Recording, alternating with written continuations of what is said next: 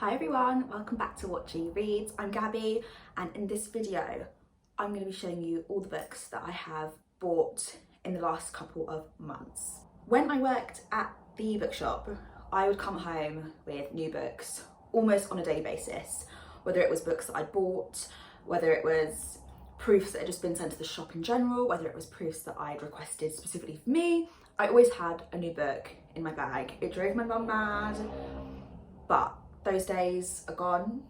I acquire new books a lot less regularly than I did then. So I don't actually buy that many books these days. So my hauls are getting smaller and smaller and less frequent. But over the last few months, I have bought a couple of books. So I'm going to show you them here today. I can't really remember the order in which I bought them, so these will be in no particular order. And they are pretty random, I can't lie. But I'm very excited about all of them. Some of them are going to be good. I'm almost sure of it right now.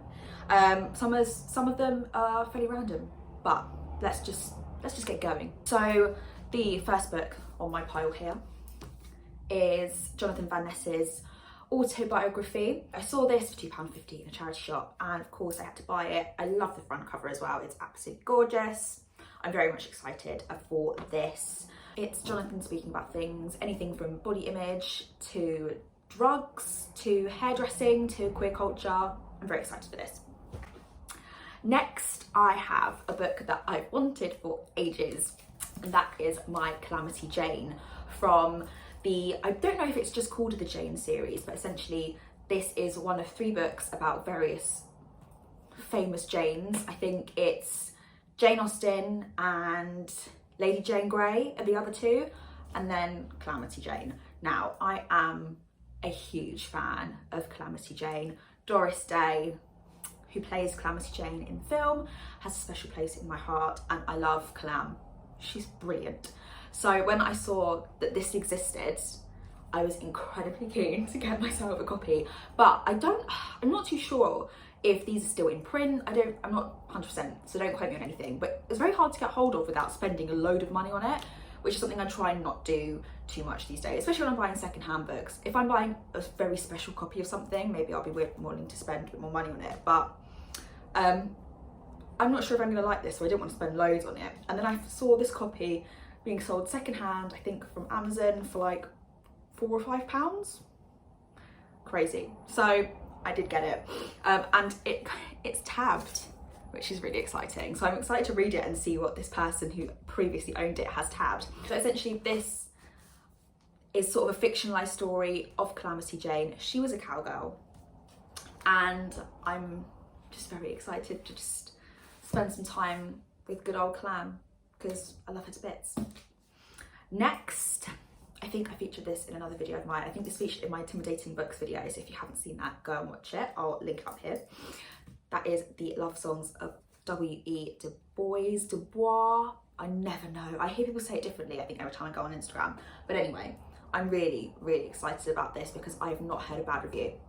Everyone loves this book. It's massive, hence why it was in my Intimidating Books video. And I believe that this is a debut as well.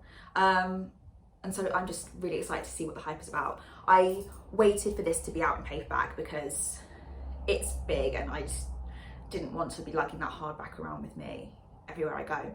And I know one of the girls at the bookshop when I worked there, she managed to get a proof of this, and she loved it. She raved about it. So I'm excited to finally own a beautiful copy, and it's just, I feel better having it on my bookshelf now. Next is a book I bought recently from Asda because it was £4. And I'd previously seen it in Waterstones or W.H. Smith or something, and I knew I wanted it, and I was going to put it on my Christmas list, but then I saw it for really cheap in Asda and I just bought it. And that is Face It by Debbie Harry. This is the memoir of Debbie Harry, who was the lead singer of the band Blondie. I love Blondie, and from the little I already know about Debbie Harry, I do think she's an amazing woman. I think this will be a really good memoir, autobiography. I'm sure she's had some amazing experiences, and I think something she discusses in this specifically is sort of the persona that she built for herself when she was the front woman of Blondie, and sort of the nature of creating sort of like a false identity, but that kind of you have to live as all of the time. So I'm looking forward to seeing kind of a bit of the behind the scenes of this. And what I love is it does have like the kind of pictures in the middle, as a lot of these books do, but it also includes like drawings and lots of artwork, which I'm just in love with. So it was loads of it. So I think this will be a really entertaining read. Next is Exposition by Natalie Leger, I believe it's how I want to pronounce it anyway, correct me if I'm wrong. And this is sort of like a memoir, but it kind of takes the author's life and the life of the Countess of Castiglione, who I think sat for a series of portraits. Over the course of 4 decades, the Countess went to be photographed in the same studio in Paris, posing in different tableaux to mark the moments of her life, real and imagined. That sounds very interesting. I've mentioned before, I'm an art history gal, so anything like that I'm automatically interested in. And I think the author kind of weaves in her own life in amongst the account of the Countess. It's a very small little book, and it was quite expensive for what it is, but I'm looking forward to sort of seeing how this is done. I like kind of these little artsy books like this, and hopefully this will be good enough to warrant the £12.99 I spent on it. Let's not talk about it anymore. I'm a bit disappointed that this doesn't have pictures though, but sometimes getting pictures of artworks is very expensive, so it's not always in every single book, but I think this will be interesting regardless of whether it's good or not. So I bought this very recently from Waterstones Piccadilly. Speaking of Waterstones Piccadilly, this book also is mentioned in my Intimidating Books video, but it's one that I bought very recently, and that is The Marriage Portrait by Maggie O'Farrell. I went to the event with Maggie O'Farrell at Waterstones Piccadilly, but I had this pre-ordered before that actually. I pre-ordered this whilst I was on holiday in Mexico in June, and I'm just so excited for this. I'm so excited for this. It's based on Lucrezia of Ferrara. She was the Duchess of Ferrara, and it's kind of based on inspired by the poem My Last Duchess, where the Duke is speaking about a portrait of Lucrezia, and it's always a big kind of question mark about whether she died of natural causes or whether he had something to do with her death, and that's kind of what this is inspired by, hence the marriage portrait. So I'm very excited about this. It kind of combines books and my love for art, so I have very high hopes for this. But yeah, I bought this. I actually pre-ordered this before it came out, so I'm very excited for this. Next, this is something else I bought whilst I was in Mexico. It wasn't a pre-order, but I did buy it while I was out there, and then I picked it up from a Waterstones store in Brent Cross, and that is Mother's Boy by Patrick Gale. Oh, it's signed. That's a nice surprise. So I'm not massively sure what this is about, and I think I must have seen a review for this on Instagram, which led me to buy it whilst I was on holiday. But the reviews I've seen for this are very, very good, and I think it will be a little bit reminiscent of a book I read by John Boyne called The Absolutist in January. I actually listened to the audiobook of that, and it was just so wonderful. This sun is terrible. Yeah, so it reminds me a little bit of that. I don't think it's going to be exactly like it, but that was a book I really enjoyed, so I'm hoping I'll enjoy this one as much. I've had it since June, beginning of July, and I'm yet to read it. But I think I'm going to finish my spooky autumnal reads and then get on to this, because I'm really looking forward to this. The next book is one I also bought from Waterstones Piccadilly whilst I was at the Maggie O'Farrell event, and that is My Cousin Rachel by Daphne du Maurier. I love Rebecca by Daphne du Maurier. It was actually one of the books that got me back into reading after not having read sort of in the first couple of years I was at university, and I love it. It's one of my favourite books. And whilst I was at that Maggie O'Farrell event, she mentioned this book as sort of something that influenced the way she structured her novel. And I've been meaning to read this for a while, and then that made up my mind right then and there that I had to go and buy it. So once the event finished, I went and found a copy of it and bought it there. So I'm very excited about this. I think it's a similar kind of vibe to Rachel in that there's a widow. It says that Philip Ashley is orphaned at an early age and raised by his cousin. The cousin makes Philip his heir.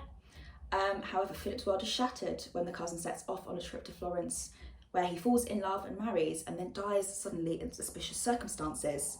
Before long, the new widow, Rachel, arrives in England.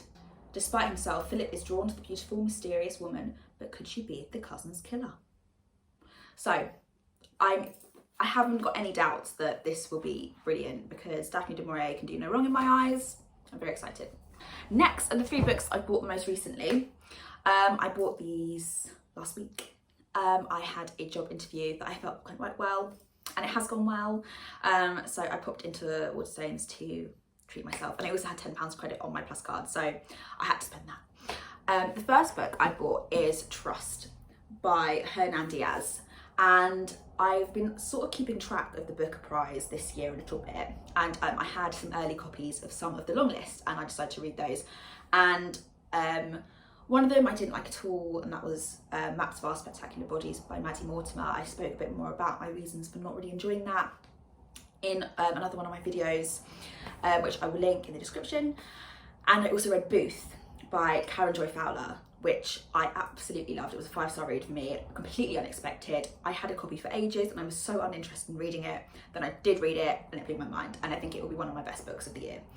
And so the other books in the long list, I thought they sounded interesting. They didn't necessarily grip me straight away. However, this definitely did grip me.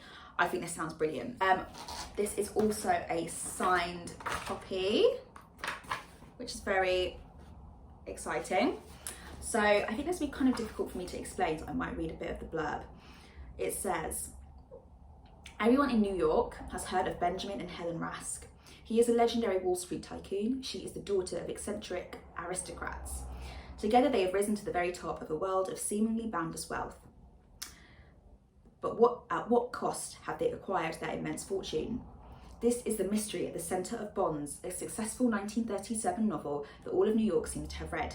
Yet there are other versions of this tale of privilege and deceit. So it's like a book within a book. New York, 1920s. I think I'm gonna love it.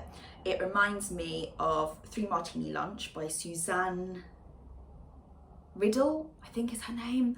I read that in 2021. I think it was 2020 actually, and I loved it.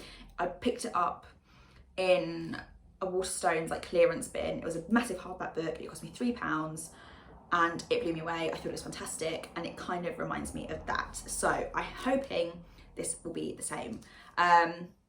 Yeah, so this will be the 3rd Booker long list that I've read this year. I don't think this actually made it to the short list, but I think I'm gonna love it regardless. Also on that trip, to no surprise to anyone, I also picked up the copy of Babel by R.F. Kuang. This is also signed. Lovely stuff. And I don't need to tell you what this is about. It's dark academia, Oxford University. I just had to buy a copy. The Secret History is one of my favourite books. I love it. And I'm hoping that I enjoy this book as much as some others have enjoyed it. It's got lovely sprayed edges. The cover is lovely. Love the spine. It's massive. So I'm not sure when I'll get to this. I mean, I ideally would read it sort of at this time of year, but I might have to wait till it's a bit more wintry outside to commit to something so long, so hefty. But yeah, of course, I picked up a copy of Babel. The last book I bought is The Hitchhiker's Guide to the Galaxy. I've never read this, I've never seen the film, I've never engaged with this at all. And I wanted to read it for a while, but this sounds very shallow. But the copy that we had in the bookshop had a really ugly cover and I hated it. And it wasn't new, and so the cover kept putting me off buying it, and I always bought something else instead. But when I was in Piccadilly, I was mooching around the sci-fi section and I saw this edition and I love it. It's the 42nd anniversary edition. I think this actually came out last year, so it's technically the 43rd anniversary this year. So I have missed it, I am late, but I love this. And the thing that sold me was it's illustrated by Chris Riddell, who I love. He illustrated one of my favourite series of books when I was a little girl, the Otterline series. And I just think it's just absolutely lovely. So that sold me. Again, this was quite an expensive copy, but I think it will be worth it because I think this is the sort of thing that I will keep hold of, hopefully. So yeah, that's The Hitchhiker's Guide to the Galaxy. So yeah, those are all books that I've bought recently. That's my big book haul from the last kind of maybe 4 months. I'm sure I will continue to pick up the odd book here and there over the next few months towards the end of the year, but that just means I'll get to another haul, you know, in 2022, which is never a bad thing. Have you read any of the books I've shown? Any of them on your TBR? Let me know in the comments, we can chat about it. I'm sure you'll see reviews of these books here or over on my Instagram, which is also .G Reads with a couple of underscores scattered around in there. So I'll link that in the description, and give me a follow, and don't forget to subscribe to my channel and like this video. And yeah, I'll see you in the next video. Bye everyone.